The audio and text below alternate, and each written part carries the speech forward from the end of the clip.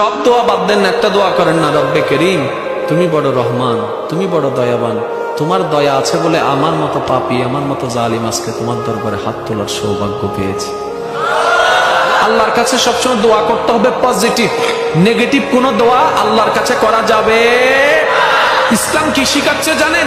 ইসলাম বলে দুশমনের জন্য বদদোয়া করিও না, বরং দুশমনের জন্য তুমি আল্লাহর কাছে দোয়া করো। কিভাবে দোয়া করবা? তুমি রব্বে করিমের দরবারে যখনই হাত তুলবা, নিজের কথা আগে বলবা না, পরের কথা বলবা। আল্লাহ অমুকের দোয়া কবুল করো, অমুকের দোয়া কবুল করো, অমুককে জান্নাত দাও, অমুকের গুনাহ মাফ করে দাও, অমুককে মাফ করে দাও, অমুককে মাফ করে দাও, অমুককে মাফ করে দাও, অমুককে কবুল করে দাও, অমুকের রিজিকে বরকত দান করো। আল্লাহ আমার শত্রুকে সম্পদ আরো বাড়ায় দাও। যখন এই দোয়াটা উপরের দিকে যাবে, রব্বে করিম বলবে, কিরে ফেরেশতা, সে বান্দা নিজের জন্য কিছু বললো না, সব তো পরের জন্য বললো। ফেরেশতা বলবে, আল্লাহ এই বান্দা শুনেছে তুমি নাকি তার উপর খুশি হয়ে যাও, যে বান্দা অন্যের জন্য ভালো চাই তুমি নাকি তার ভালো